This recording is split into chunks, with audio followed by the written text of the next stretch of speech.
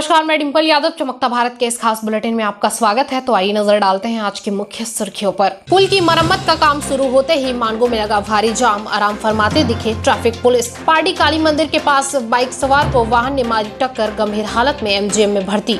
देशव्यापी हड़ताल का असर बैंक, बीमा कंपनी और डाकघर पर तो दिख ही रहा था, अब आयकर विभाग पर भी दिख रहा है इसका असर। अब खबरें विस्तार से आइए देखते हैं। पुल की मरम्मती का काम शुरू होते ही मानगो में लगा भारी जाम, आराम फरमाते दिखी ट्रैफिक पुलिस। बता दें, जमशेदपुर के मानगो से जोड़ने वाली स्वर्ण रेखा नदी पर बन रही पुल की मरम्मत का काम शुरू हो गया है।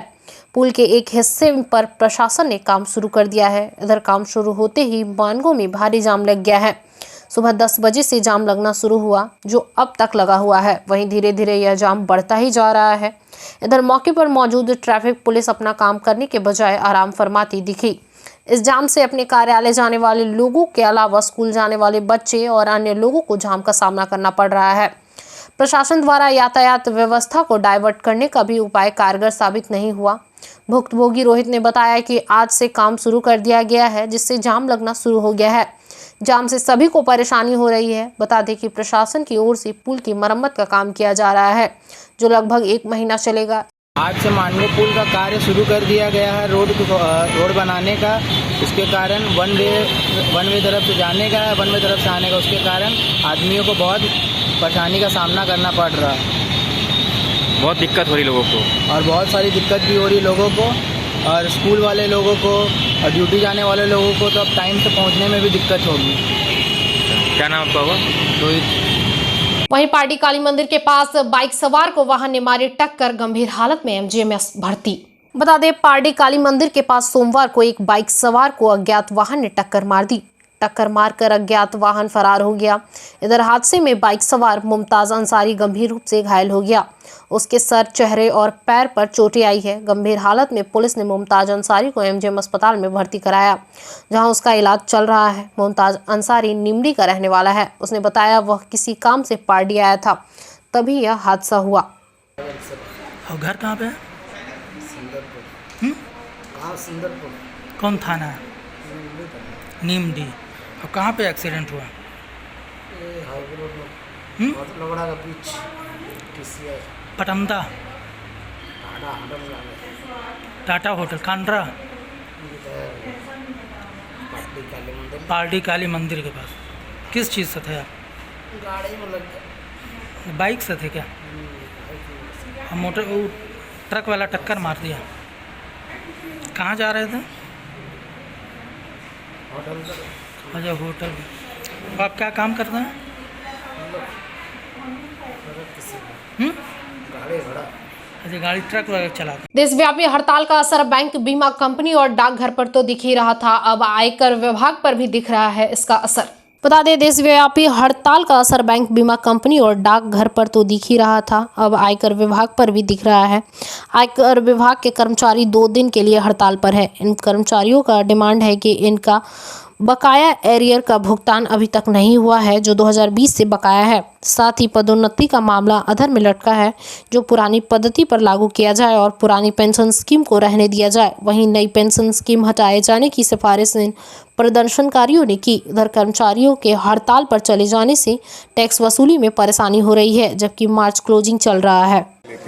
आज की मुख्य मांग है हमारी, जो कि केंद्र सरकार द्वारा केंद्रीय कर्मचारियों का जनवरी 2020 से जून 2021 तक जो डीए बकाया रखा गया था, उसका एरियर देने की मांग है कि उनको उस एरियर को दिया जाए।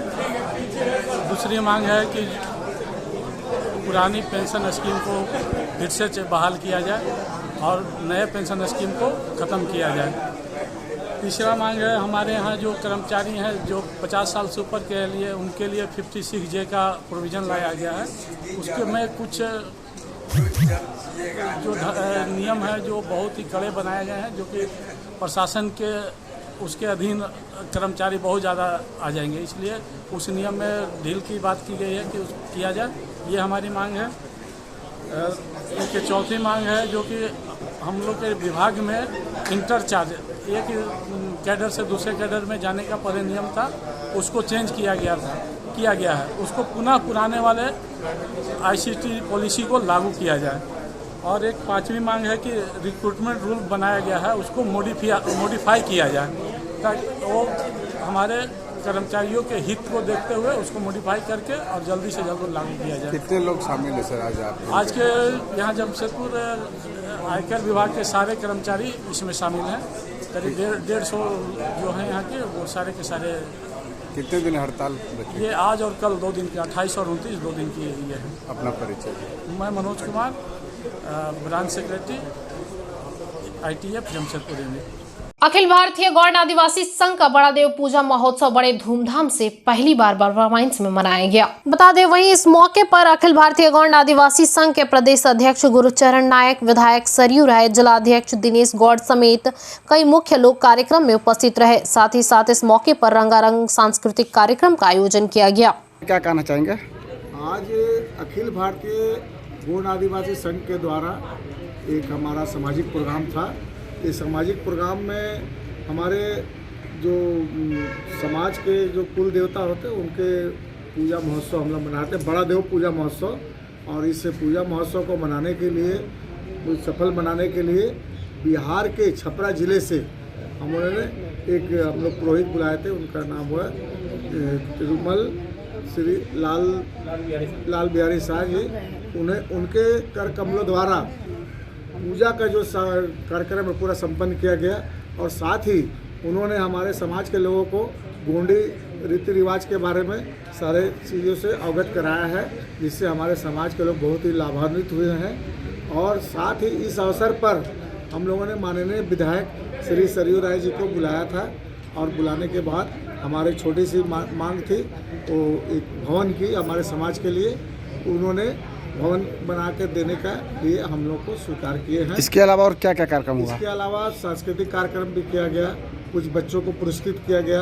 और साथ ही समाज के लोगों द्वारा समाज के हित में बहुत सारे संचित ये हुआ। और दोपहर में भोजन की भी व्यवस्था रखी गई थी। और हमारे आदिवासी गौड़ समाज के प्रदेश अध्यक्ष जो पूर्व विधायक गुरुचरण नायक जी भी पधारे थे हमारे सब यहाँ प्रांगण में, और उनका भी स्वागत हम लोगों ने किया। जमशेदपुर में बंद कराने पहुंचे भारतीय कम्युनिस्ट पार्टी के कार्यकर्ताओं के साथ SBI बैंक के मैनेजर ने किया दुर्व्यवहार। बता दें 28 और 29 मार्च को देश भर के सभी बैंक बीमा कंपनी के साथ पोस्ट ऑफिस बंद रहेगा। वहीं केंद्र सरकार के मजदूर विरोधी नीति के खिलाफ केंद्रीय मजदूर संगठन ने बंद का ऐलान किया। उधर जमशेदपुर में बंद कराने पहुंचे भारतीय कम्युनिस्ट पार्टी के कार्यकर्ता के साथ SBI बैंक के मैनेजर ने दुर्व्यवहार किया और बैनर और पोस्टर फाड़ दी। उधर पोस्टर फाड़ने के बाद प्रदर्शन करने वाले लोग उग्र हो गए। वहीं मामला बिगड़ते देख मौके पर पुलिस पहुंची और मामला शांत कराया। वहीं हड़ताल पर गए ट्रेड यूनियनों के नेताओं ने बैंक खोलने का जोरदार विरोध किया और केंद्र सरकार के मजदूर विरोधी नीति के खिलाफ प्रदर्शन कर लोगों को केंद्र सरकार की नीयत के बारे में जानकारी दे रहा है। उधर SBI बैंक के मैनेजर के खिलाफ प्रदर्शनकारियों में काफी गुस्सा है। गुस्साए प्रदर्शनकारियों ने मैनेजर के खिलाफ भी प्रदर्शन की और कहा कि यह केंद्र सरकार का दलाल है। वैसे पूर्व निर्धारित कार्यक्रम के तहत 2 दिनों तक बैंक बंद रहेगा। वहीं 30 मार्च को बैंक खुलेगा। भारत में पिछला 15 दिन से कर रहे हैं। एक एक जन को पता है किस लिए हम हड़ताल कर रहे हैं। अब ये दलाल बन के इसका नौकरी खतरा में है, इसका बैंक का निजीकरण चला जाएगा, अंबानी अदानी का बैंक बेच जाएगा, ये मैनेजर नौकरी बचाएगा अपना। अभी क्या देश का जनता इस तमाम मांगों को लेकर आज हड़ताल कर रहा है। वो मैनेजर दलाली कर रहा है, हमारा बैनर और झंडा फाड़ के अंदर जल्दी घुसाया है। उस मैनेजर का हम चेहरा देखना चाहते हैं, कितना बड़ा औकात है, कितना बड़ा मैनेजर है, कितना बड़ा दलाल है, कितना कमाता है। कल उसका नौकरी चला जाएगा, कौन बचाएगा? सरकार का दलाली कर रहे हो कि मोदी का दलाली कर रहे हो? हम देखना चाहते हैं। मजदूर खड़ा है सड़क पे, आओ सामने। आपका झंडा फाड़ा इसलिए आप कानूनी कार्रवाई नहीं है, सड़क पर कार्रवाई करेंगे। कानूनी कार्रवाई पर हमको भरोसा नहीं है। हमारा बैनर झंडा फाड़ा है मैनेजर। क्या बैंक शांतिपूर्ण ढंग से हम लोग प्रदर्शन कर रहे हैं, हमारा बैनर झंडा फाड़ दिया। क्या बैंक है? ये SBI बैंक है, मेन ब्रांच बिष्टुपुर। हमारा बैनर फाड़ने का अधिकार किसको दिया हो? टाटा स्टील फाउंडेशन और HSBC के संयुक्त तत्वाधान में जमशेदपुर के ग्रामीण क्षेत्र के 565 सहियाओं एवं ANM के बीच स्कूटर का वितरण किया गया। बता दें टाटा स्टील फाउंडेशन और HSBC के संयुक्त तत्वाधान में जमशेदपुर के ग्रामीण क्षेत्र के 565 सहियाओं एवं एएनएम के बीच स्कूटर का वितरण किया गया। मौके पर स्वास्थ्य सह आपदा प्रबंधन मंत्री बंडा गुप्ता, जमशेदपुर के पोटका और बहरागोड़ा के विधायक एवं टाटा स्टील के अधिकारी मौजूद रहे।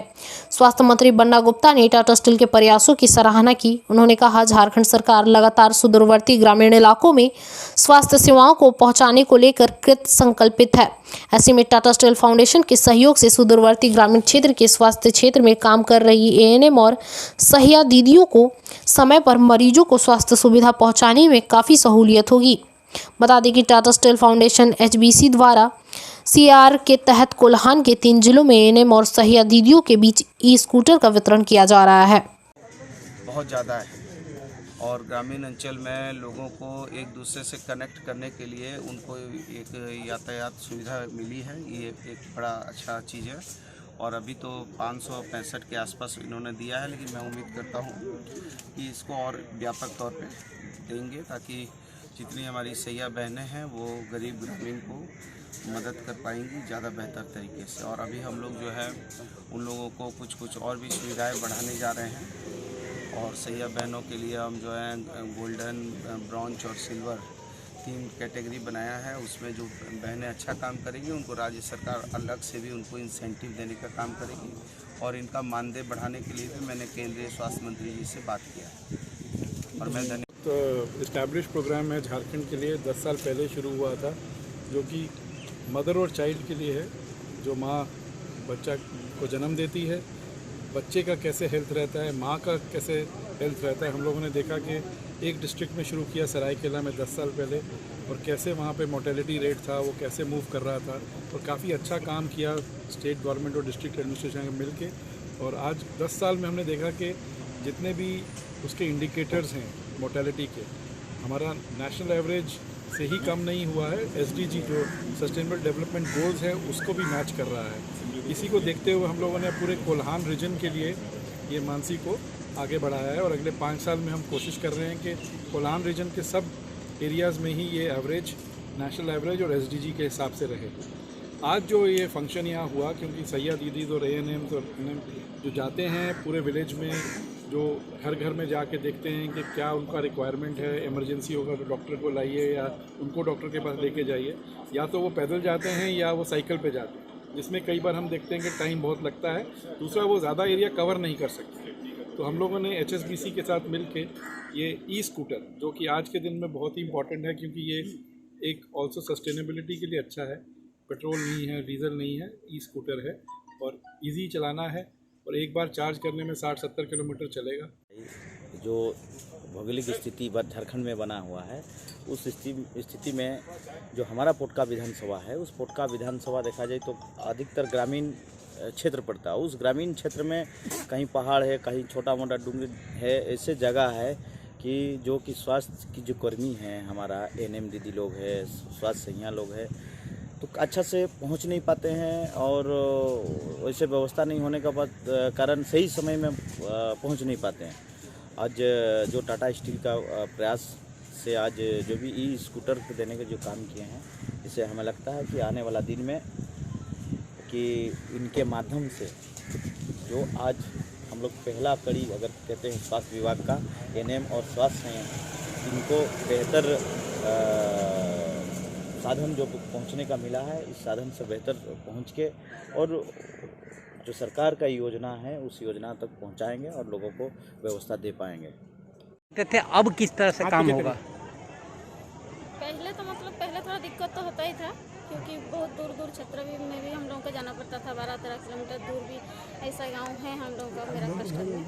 तो फिर अभी तो गाड़ी मिल गया तो फिर पहले कोई बुलाने से भी ना हम लोग नहीं पहुंच पाते थे, तो अभी कोई बुलाने से हम जरूर जा पाएंगे वहाँ पर। तो किसको बधाई देना चाहेंगे? जिस तरह से बधाई देना चाहेंगे सरकार को, वो जो टाटा स्टील फाउंडेशन, सरकार को, टाटा स्टील फाउंडेशन, सरकार को तो जरूर। क्या नाम हो आपका? मेरा नाम सुपर्णा पाल। जमशेदपुर पोटका प्रखंड मुख्यालय में तेजी से जाति प्रमाण पत्र निर्गत किया जा रहा है। यह जानकारी सीओ इम्तियाज अहमद ने दिया। बता दें, सीओ इम्तियाज अहमद ने कहा कि हम लोग स्कूल में जाकर बच्चों और शिक्षक को जागरूक कर रहे हैं। जाति प्रमाण पत्र बनाने से क्या फायदा, इसके लिए सभी बच्चे जाति प्रमाण पत्र जल्द से जल्द जरूर बनवाएं। वहीं रोजाना 150 से 200 लोगों को हम लोग रोजाना जाति बनाकर करीबन 28,000 जाति प्रमाण पत्र बना रहे हैं। सर, जातीय प्रमाण पत्र बनाने के लिए क्या दिक्कतें हो रही है? कितना अब तक पोटका प्रखंड में बन चुकी है? कैसे जागरूक कर रहे हैं लोगों को? अभी जो है ये मुख्य सचिव महोदय द्वारा जो है ये दिशा निर्देश दिया गया है और उसी के आलोक में जो है उपायुक्त महोदय हम लोगों को निर्देश दिए है कि सभी बच्चों का जो ST SC OBC के बच्चे हैं उनका जाति प्रमाण पत्र बनाना है।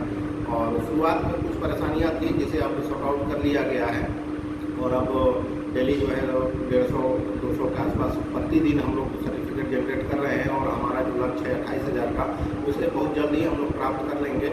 अभी जो है हम लोगों ने टीम बना करके, जैसे मैं अंचल अधिकारी हूँ और जिला से एक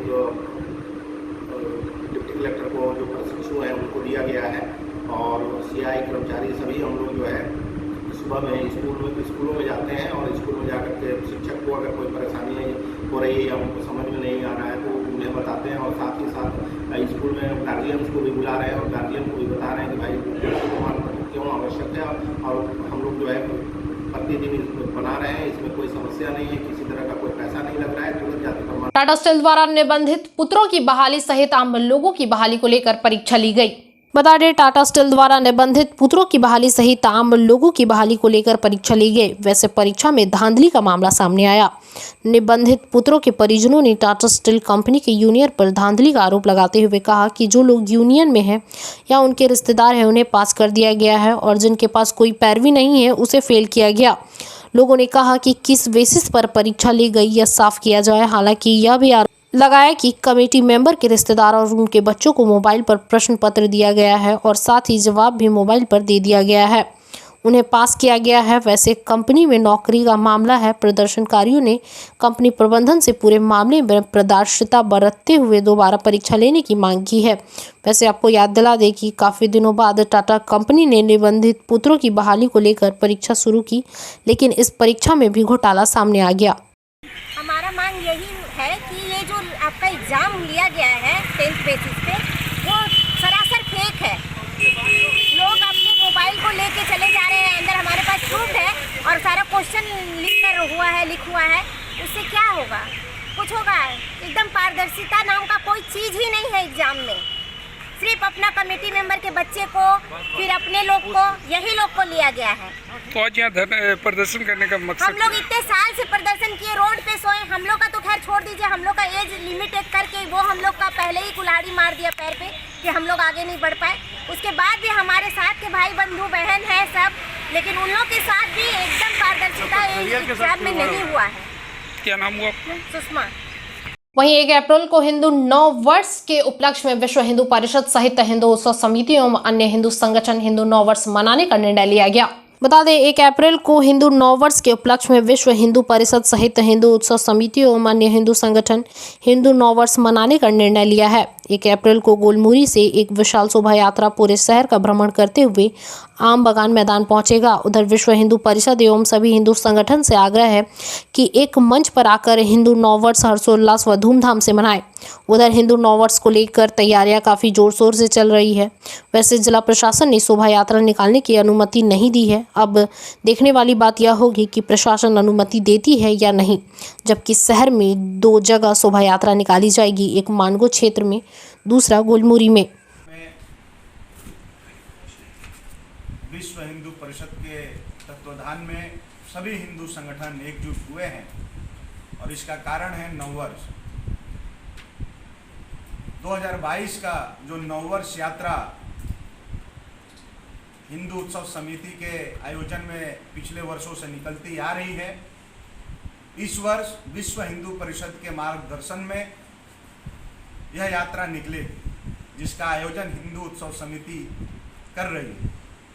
यह यात्रा सभी हिंदू संगठनों ने यह तय किया है कि गोलमुरी क्रिकेट मैदान से सुभाष मैदान आम बगान की ओर प्रस्थान करेगी।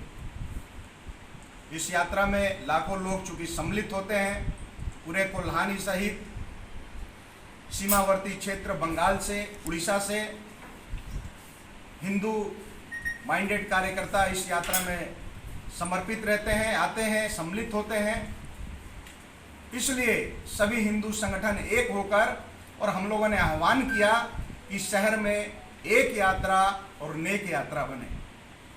सभी को आह्वान किया गया, सभी हिंदू संगठन एक मंच पर आए, लेकिन कुछ संगठन जो दूसरे जगह से निकालने का जो प्रयास कर रहे हैं, उनसे भी आज इस प्रेस कॉन्फ्रेंस के माध्यम से हम आग्रह करते हैं कि वह एक मंच पर आकर गोलमुरी से यात्रा निकालें। सबका स्वागत है, क्योंकि सारे हिंदू संगठन एक साथ हैं। सब लोग, हम सभी इस प्रेस कॉन्फ्रेंस के बाद प्रशासन से मिलकर यह आग्रह करेंगे कि जो हमारा त्यौहार है, यह मात्र यात्रा नहीं है, यह संस्कृति का प्रतीक है, यह हमारा त्यौहार है। हिंदू नववर्ष यह हमारा बड़ा त्यौहार है हिंदू समाज का, और यह त्यौहार मनाने के लिए हमें परमिशन दिया जाए लिखित रूप से। यह प्रशासन से हम सभी आग्रह करेंगे।